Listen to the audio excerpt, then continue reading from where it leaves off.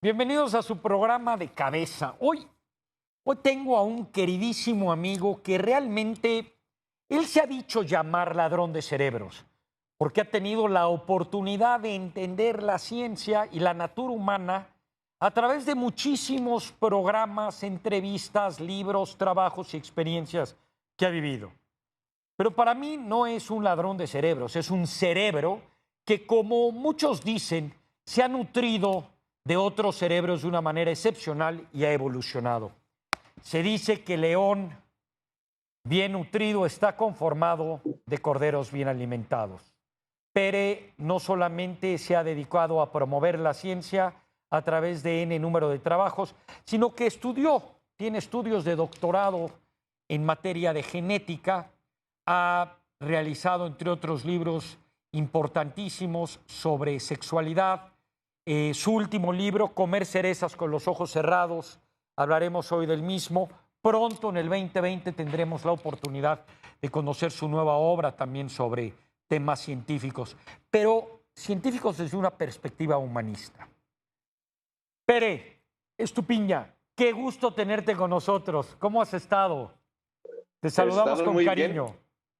Y yo te respondo con muchísimo cariño también, porque realmente las veces que hemos charlado siempre es una tormenta de ideas y me ha gustado mucho tu presentación, porque es verdad que de manera humilde yo me hice llamar el ladrón de cerebros porque dices, oye, yo pues recibo información de gente que sabe mucho, la proceso, la comparto de una manera entendible, pero es verdad que con el tiempo vas gestionando tu propio cerebro, ¿no? Y vas correlacionando ideas y vas teniendo tus propias tesis. Yo de formación soy bioquímico, pero un entusiasta de la ciencia en general, del pensamiento científico. Creo que esto lo compartimos, pero de manera, además de compartir, pues bueno, en la memoria de Eduard Punset, la persona que tanto yo trabajé con él, tú le conocías muy bien, nos inspiró muchísimo y nada, me he encantado de conversar contigo. Totalmente. Y extrañamos mucho a nuestro querido Edward. Oye, Pere, vamos a empezar. Primero tú preséntate con tus propias palabras. Ya sabemos algo, tus obras Sí. de bioquímica, tus estudios de ciencia, etcétera, pero algo más que nos quieras compartir antes de, dado que por supuesto tú más que ladrón de cerebros has hecho interpretaciones y ya has llegado a conclusiones de escuchando perspectivas muy distintas. Ya empezaremos a hablar al respecto, pero primero, ¿quién es Pere? Bueno, Pere en realidad es un chico de un pueblo del sur de Cataluña que se llama Tortosa, que, bueno, no sabía qué estudiar, le gustaban las ciencias, estudió química y bioquímica, como has dicho. Estudiando bioquímica se empezó a hacer unas preguntas que, digamos, no estaban en los libros académicos, ¿no? Desde las teorías de la evolución, el impacto de la manipulación genética, el futuro de... Bueno, ciertas cosas que empezó a complementarlas fuera de la academia. Y eso, digamos, que sienta un poco la base de mi trabajo como divulgador. Yo empiezo el doctorado y, como otras personas, siento una cierta decepción porque la ciencia es lenta y tiene que ser lenta. La ciencia es rigurosa y tiene que ser rigurosa y es muy estricta. Cuando decimos que la ciencia es creativa, es apasionante, es verdad en la primera fase de creación de hipótesis, pero luego llega un momento donde tiene que ser, y esto es lo que le da un gran valor, estricta, ¿no? Pero yo no tuve paciencia para trabajar en esta parte tan estricta y entonces, casi como una aventura, empecé a intentar ser divulgador científico y lo sorprendente, y esto te lo digo de verdad, no es algo que quede bien decirlo, pero yo llevo casi 20 años en esto y es que continúo entusiasmado. O sea, es que la ciencia no para, es que cada día, yo no sé cuándo se emitirá esta entrevista, pero hoy acaban de encontrar fosfina, estaba leyendo hace 2 horas, en la atmósfera de Venus, que puede ser un biomarcador, que seguramente dentro de un tiempo se dirá, digo de lo que está pasando hoy, se dirá que quizás era una señal de origen geológico en lugar de biológico, pero es que cada semana la ciencia te regala novedades y es apasionante.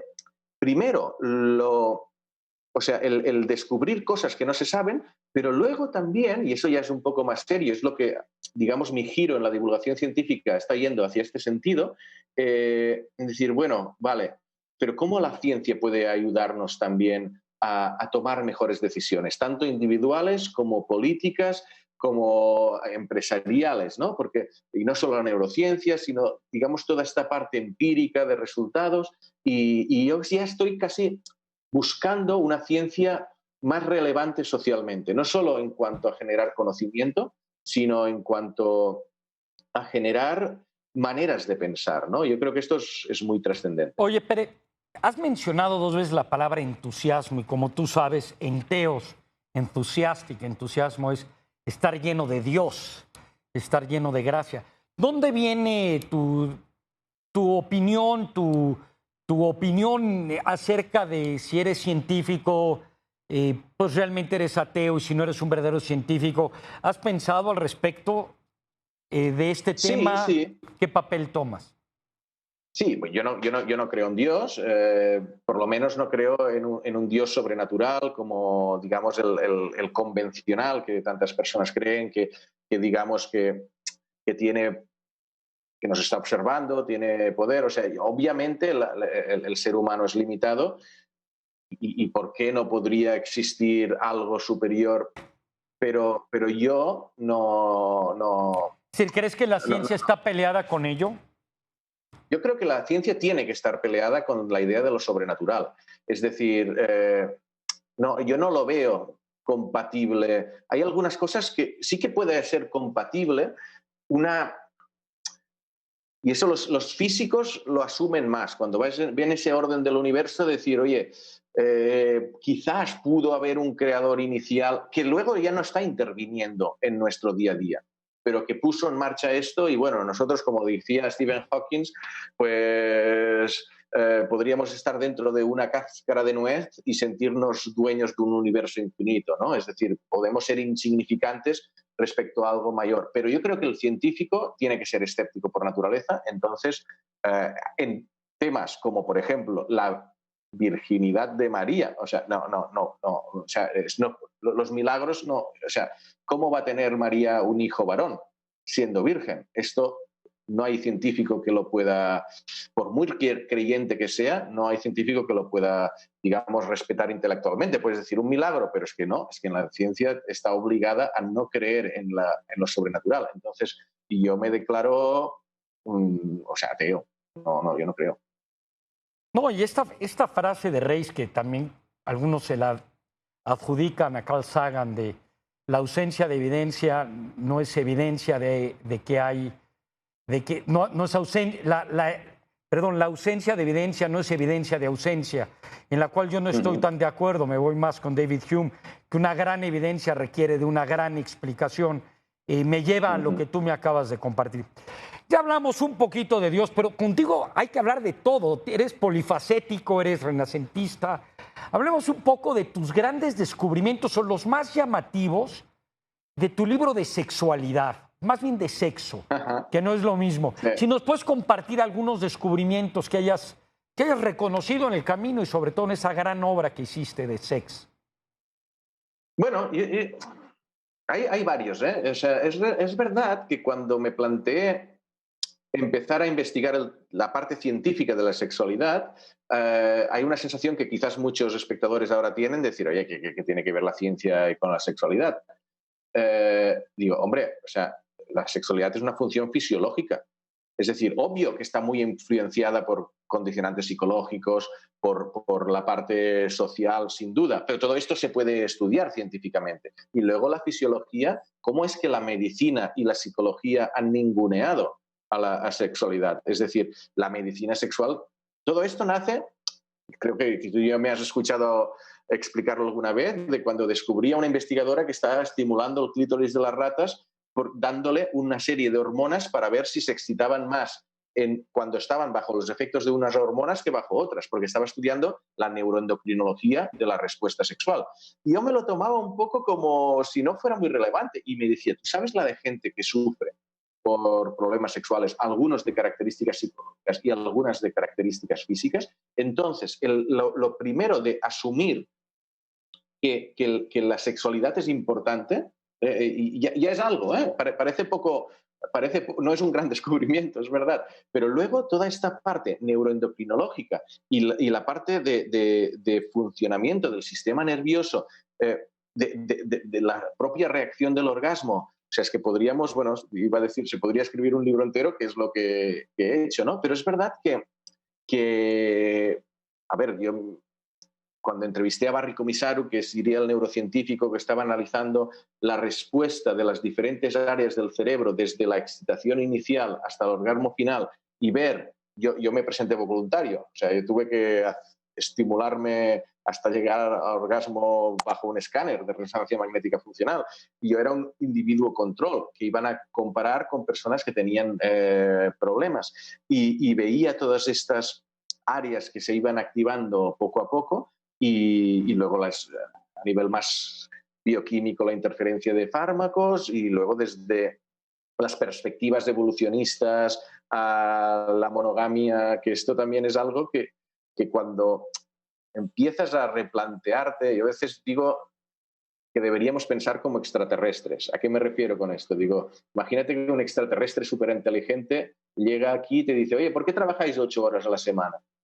Bueno, siempre ha sido así. Bueno, pero ¿por qué? Y lo ponen, ¿por qué 8 y no 5? O no, bueno, o sea, en el momento que un extraterrestre viera algo que no encaja, es un momento de reflexionar por qué esto es así, ¿no? Y lo de la monogamia sería un ejemplo. Es decir, tenemos muy asumido este tipo de relaciones de pareja, pero a la que empiezas a explorar de manera más antropológica otras costumbres dentro de nuestras culturas, tanto de poliamor como de swingers, y luego la diversidad del comportamiento sexual, tanto desde orientación, es que es un campo apasionante. Yo le dije a mi editor que haría un libro cortito y al final fueron 450 páginas. Y yo no es que me enrolle demasiado cuando escribo, voy muy al grano. Oye, Es decir, Pere, y siguiendo esto, perdón que te interrumpa, pero haciendo un paréntesis, oh, sí, sí. este título del libro, no sé si también entrevistaste a David Barash sobre la monogamia, es un mito.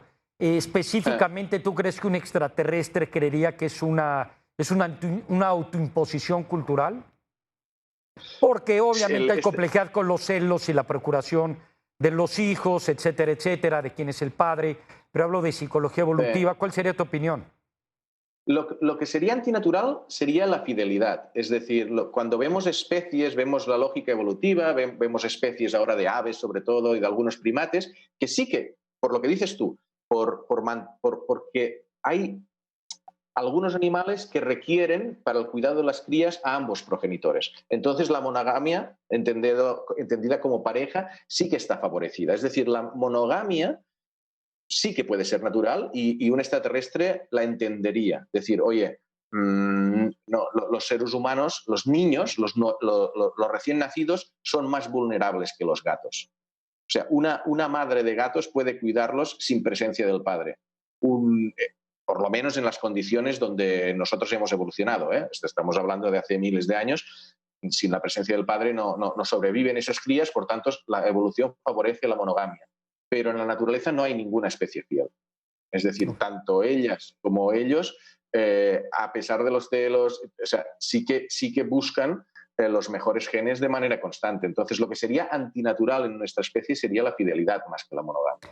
No, y qué interesante, porque digo, no recuerdo bien en qué año fue, pero tengo entendido, seguro conocerá este experimento, creo que es de finales del siglo XIX, donde había un experimento de control donde todo el mundo podía tener relaciones con quien quisiese, no iban a nacer criaturas, y al final de cuentas sí se formaron parejas entre la especie humana, sí. pero no necesariamente fieles, pero sí monogamias seriales, donde la lealtad y la infidelidad son temas distintos. Por eso me hace muy interesante lo que dice. Vamos a tocar un poco las emociones, porque me ha llamado mucho la atención cuando has entrevistado, sobre todo a pues amigos nuestros que han hablado de Spinoza y de las emociones,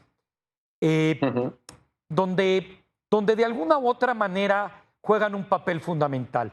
Porque algo muy interesante de la ciencia evolutiva y de todos estos estudios que conocemos es que se forman lazos afectivos cuando alguien tiene relaciones. No importa si es sexo por fornicar o sexo por tener el amor y hacer el amor. Pero lo que no se ha estudiado y no lo mapea el cerebro humano es qué pasa cuando uno se pone nervioso, cuando se acerca el primer beso, que si uno se emociona cuando de repente hay un acercamiento. Este tipo de cosas emocionales que tú platicas, no, eso no lo mencionas en el libro, pero que tú platicas en el libro, que nuestra parte emocional y nuestra parte, ahora sí, ya no hablando de ladrón de cerebro, sino hablando de tu interpretación, de que no hay tal cosa en los experimentos de que el cerebro córtex irracional se separa del emocional, que hemos subestimado la emoción y que siempre está. Si podemos platicar un poquito de ello. Sí, yo creo que es uno de los temas más importantes porque está relacionado también, quizás por poner un poco de actualidad con todo el tema de las conspiraciones, todo el tema del pensamiento crítico, del pensamiento racional, porque tenemos que asumir que por muy racionales que nos pensamos que somos, es que las emociones nos condicionan ya, digamos, las premisas sobre las que después hacemos el juicio. O sea, siempre lo decimos, que emoción y razón están conectadas, o sea, que no es eso, una son el límbico y la otra es el neocórtex, o sea, obviamente cada una está en una parte del cerebro, pero están trabajando juntas constantemente. ¿Pero qué quiere decir que están trabajando juntas constantemente? Pues que cuando a ti te dicen, un amigo te dice, oye, ¿quieres venir al cine a ver esta película? Tú respondes sí o no, en realidad no por la película. Tú pensarás, es que esta película no me acaba de apetecer, o si me... Tú tienes un estado en ese momento emocional de tener ganas de salir o no tener ganas de salir. Y luego cambias la percepción de esa película en función de ese estado emocional. Hay días que te pones a internet y todo te parece interesante y otros que no encuentras nada que te parezca interesante. Y eso es porque lo que hay es más o menos interesante. No, es tu estado emocional en ese momento que te hace verlo todo atractivo o nada atractivo. Y eso pasa igualmente con personas. Y yo creo que toda esta disciplina del behavioral economics, que analiza cómo tomamos decisiones, todos los sesgos cognitivos, la hemos subestimado sin duda. Porque nos es difícil darnos cuenta de hasta qué punto las emociones condicionan nuestra percepción inicial, nuestra memoria, es decir, recordamos de unas conversaciones o de unas experiencias, recordamos lo que nos ha emocionado más por bien o por mal, y está totalmente sesgado. Y nuestro propio razonamiento, todo esto es, a mí el sesgo que me resulta más, que es un poco lo que planteo en el libro, es el sesgo de confirmación, de cómo cuando tenemos una idea muy marcada, pon el cambio climático, ¿vale? Imagínate que haya alguien que sea negacionista del cambio climático y le plantean diferentes datos sobre el cambio climático. Si tiene ese sesgo de confirmación, ¿qué quiere decir? Solo escucha, hace cherry picking, selecciona las cerezas, solo escucha los datos que refuerzan su idea.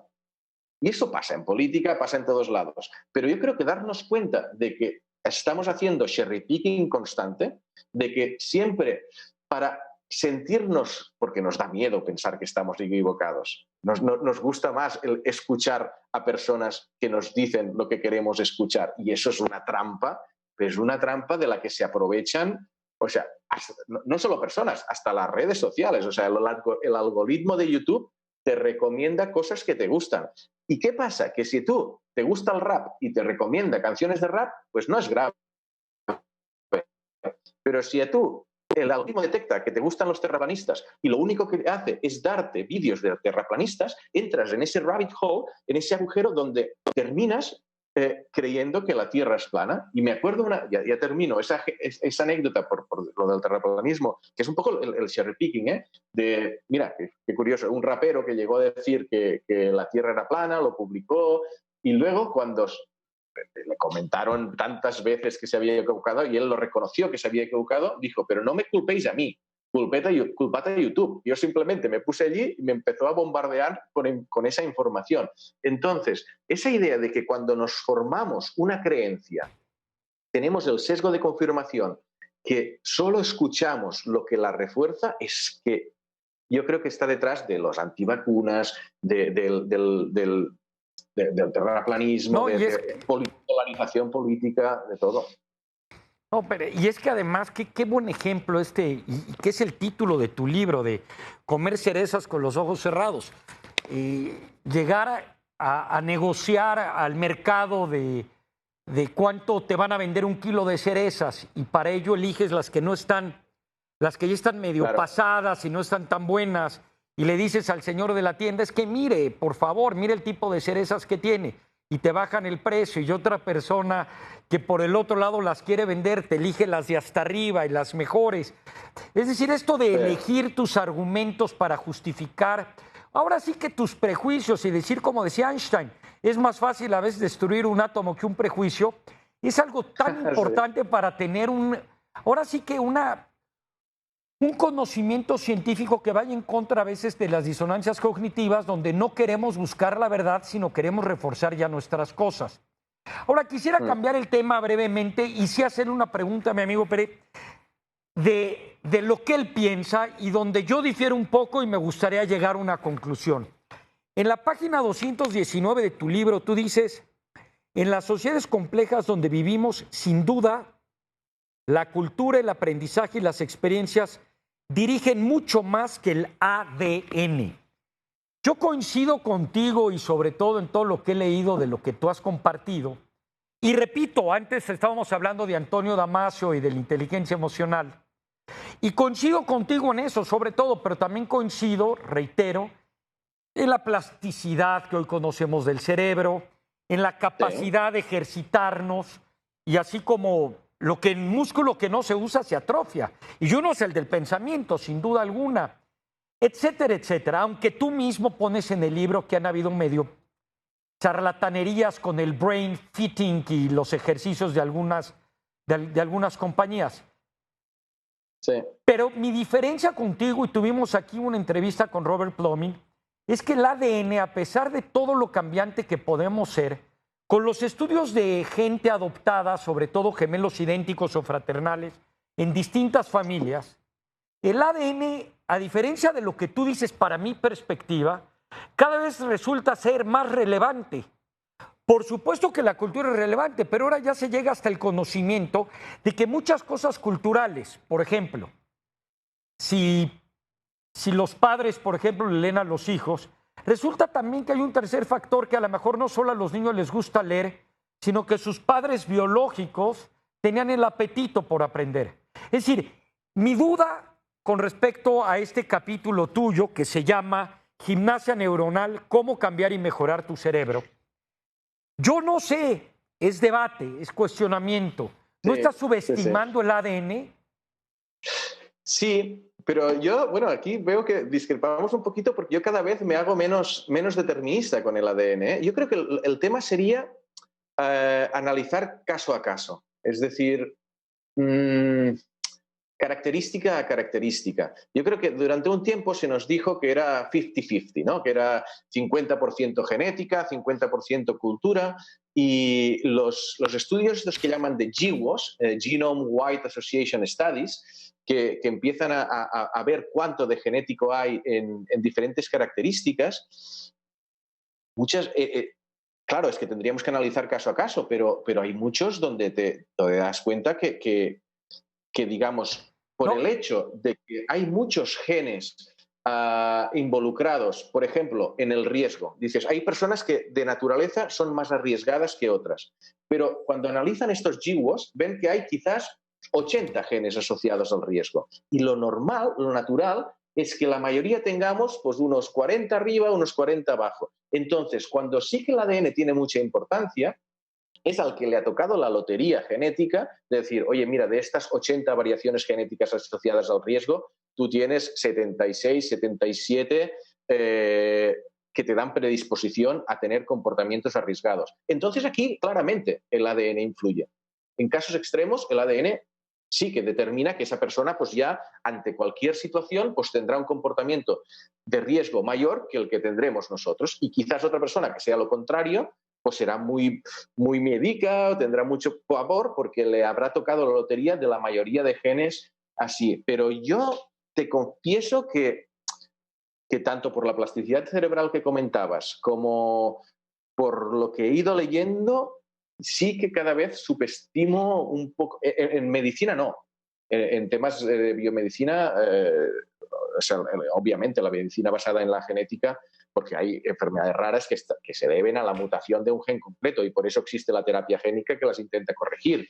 Y tenemos muchísimos ejemplos de cosas alucinantes que se están haciendo en genética humana, digamos, de medicina. Pero en cuanto a comportamiento, yo podría pensar que un indígena del Amazonas, pues yo qué sé, quizás no tiene una sociedad tan sofisticada o un entorno tan extraño y se guía más por impulsos genéticos, pero nosotros que vivimos en varios países, tenemos aprendizaje no solo durante la infancia, sino durante toda nuestra vida. Y a mí me gusta pensar que mis genes no me dominan, pero quizás me equivoco, ¿eh? No, y perdón, a ver, Pere, yo coincido contigo porque también como tú, pues soy apasionante de estos temas y tú lo sabes. Coincido contigo, uno, que no es determinista. Es decir, esto no es determinístico. De hecho, Claro. sí hay proclividades y que quede claro que no es la ley de oro. Eh, Correlación no es causalidad. Dos, que yo sí creo, con base y que podríamos tener un debate, de que esto es como tú oyeres, es decir, a lo mejor tienes apetitos de proclividad e influencia genética hereditaria, pero más que probado con hijos adoptados, que aunque tus padres y en la cultura en la cual tú naces se coma muy sanamente, probablemente la proclividad o la influencia que tú de todos modos seas obeso va a depender más bien de tus padres genéticos heredado en un 60% y que no hay subestimarlo. Dos, también me ha llamado mucho la atención de que cada vez me doy cuenta que muchas cosas que creíamos que eran culturales son culturales y son importantes, pero aparte dentro de eso cultural también hay una proclividad hereditaria. Es decir, no es al niño que más abrazas el que mejor crece, sino lo abrazabas más, porque nace con una proclividad y un apetito de temperamento, de ternura, de que sonríe más, etcétera, etcétera.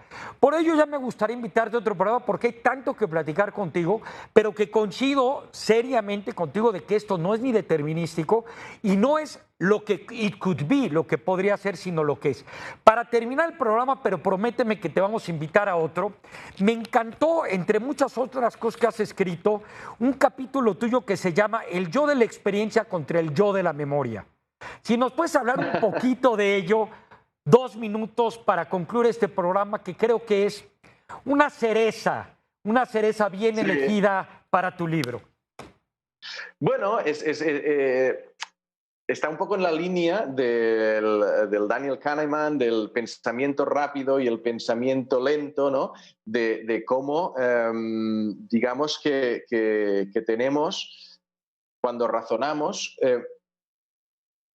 unos argumentos que son muy del momento, ¿no? Digamos, y otros que nos hacen reflexionar más. Es un pensamiento un poco más lento, ¿no? Y estos a veces entran en contradicción. Y depende el momento y las circunstancias que estemos, le damos más peso o la decisión recae más en el pensamiento rápido y otras en el pensamiento lento. Un ejemplo muy característico, ¿no? Sería, en teoría estás a régimen, pero entras en una panadería y ves algo que te guste, el pensamiento rápido te dice, cógelo y cómelo. Si utilizas el pensamiento lento, es decir, oye, ¿eso qué implica? Entonces, todos vemos que hay momentos donde nos dejamos llevar más por uno o por otro, ¿no? Y que hay influencias, o sea, obviamente si bajo el efecto de las drogas o del alcohol, pues tenemos menos afectado el córtex prefrontal, pero bueno, es un tema que deberíamos tratarlo es que cada tema de estos es que da mucho juego, ¿eh? No, y es que, Pere, cuando tú mencionas que muchas veces la verdadera experiencia que vives es en función de en qué tiempo la viviste. Me encantan tus anécdotas que conociste a una persona y le preguntaste, ¿te gustó más el libro o la película? Y te dijo Claro, que el libro porque fue lo primero que vio, pero que por lo general si hubiera visto primero, perdón, una obra de teatro, me confundí, si hubiera visto primero la obra de teatro, dijera es la obra de teatro. En el momento en que tú vives una emoción y la última cosa que viviste de un viaje es la que te quedas. Y debido al problema del tiempo, y hablando del mismo, pues ahora se nos ha acabado el tiempo, pero yo me quedo no solamente con lo último que hemos platicado, sino con cada encuentro que ha sido una experiencia de estar contigo desde restaurantes en la Ciudad de México, de largas pláticas hasta conferencias, y siempre decirte que que tú más allá de, termino como empecé, más allá de un ladrón de cerebros, Pérez Tupiña es un pensador que nos permite evolucionar, nos hace pensar sobre pensar, como él habla de la metacognición, y sobre todo aporta a la evolución del conocimiento científico de manera significativa. Un placer estar contigo y espero que nos veamos pronto en Puebla, en la Ciudad de las Ideas. Te agradecemos también, Andrés, muchísimo. Muchas gracias, un placer como siempre, ¿eh? Y mucha suerte en Espero España. que nos veamos pronto. Recuerdo San Francisco también, que cenamos allí y estuvo genial. Totalmente, claro. Un abrazote, mucho cariño, gracias. Hasta luego. Abrazo, gracias. Señoras y señores, este es un cerebro que se ha dedicado los últimos 20 años a conocer los temas de vanguardia, los temas sobre la memoria, sobre la inteligencia emocional, sobre las enfermedades bioquímicas, sobre la inteligencia y, ¿por qué no decirlo?, también sobre la sexualidad de manera particular. ¿Qué nos hace ser Homo sapiens u Homo sentiens? ¿Quieren conocer a alguien que sabe de ello? Es como ir a un museo y no ver un cuadro y otro cuadro aquí de ese autor. Él te pone en su exposición, en su exhibición, todos los mejores cuadros en referencia a dicho tema. Pérez Tupiña. Espero que hayan gozado de este programa y los esperamos el próximo domingo de cabeza. Buenas noches y quédese en su canal ADN 40. Muchas gracias.